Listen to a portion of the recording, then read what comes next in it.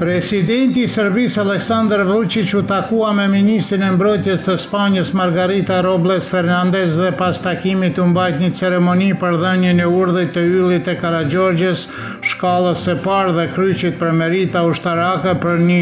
shirit të verë të mbretërisë së Spanjës, familjes së nënoficerit të dekoruar pas vdekjes së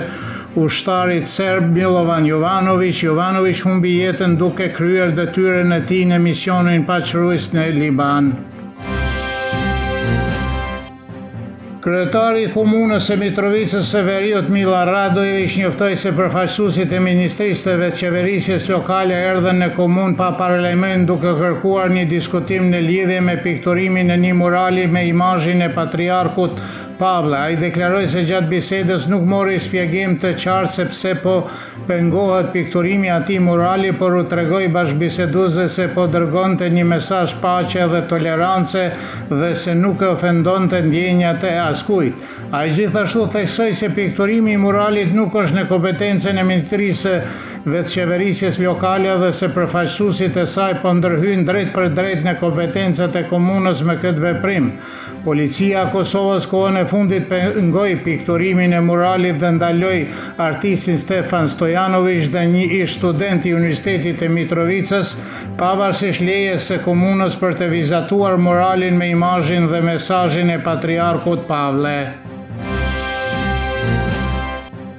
Eksperti i marrëdhënieve ndërkombëtare dhe ish ambasadori i Kosovës Syl Lukshini beson se dorëheqja e Lumir Abdigjigut si kryetari i Lidhjes Demokratike të Kosovës pas përçarjes të asaj partisë pas zgjedhjeve do të ishte mirë për atë parti dhe opozitën në tërësi, me vlerësimin se Abdigjiku nuk ka një vizion të qartë politik. Lukshini thot se Abdigjiku është një politikan i ri, por mënyra e tij e të bërit politik është e vjetruar dhe politikologu Ognjen Gogić beson se disa cikle zgjedhore kanë treguar se Lumir Abdigjiku nuk është një udhëheqës që mund të kthejë lidhjen demokratike të Kosovës në rrugën e suksesit dhe se partia ka nevojë për reforma. Ai beson se ish presidentja e Kosovës Vjosa Osmani solli përçarje shtesë duke u rikthyer në LDK, gjë që u reflektua në rezultatin e zgjedhjeve. Kryetari i Degës së dytë të LDK-s për Prishtinën, Florian Dushi, deklaroi se partia ka mjaftueshëm njerëz që mund të marrin përgjegjësinë për udhëheqjen e saj, por theksoi se përparësi duhet të jenë organizimi i një procesi të rregullt dhe demokratik zgjedhor brenda partisë. Kryetari i Odës Ekonomike të Kosovës, Lulzim Rafuna, deklaroi se masat ndëshkuese të Bashkimit Evropian dhe bllokada institucionale ndikuan drejt për drejt në humbjen e fondeve dhe projekteve të rëndësishëm për Kosovën, ndërsa vendet e rajonit përfituan nga këto fonde.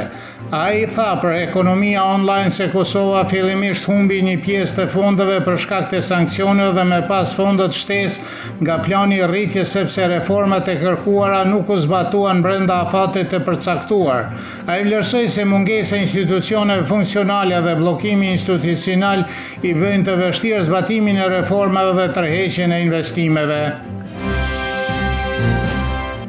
Kryeministri i Kosovës në mandatin teknik Albin Kurti mori pjesë në diplomimin e gjeneratës së re të kadetëve të forcave të sigurisë së Kosovës, duke deklaruar se në mandatin e ardhshëm qëllimi është në investoj 1 miliard euro në mbrojtje. Një komponent thelbësore e forcave të sigurisë është të ketë një ushtri të paraqitur, të trajnuar dhe të pajisur, të përgatitur. Ajo duhet të përbëhet nga njerëz të përkushtuar që e duan vendin e tyre më shumë se veten, tha Kurti. Ai shtoi se në mandatin e ardhshëm 1 miliard euro do të investohen në modernizimin e pajisjeve, do të kemi vajza në ushtri dhe gjithashtu fabrikën tonë, domethënë municionin tonë, njoftoi Kurti.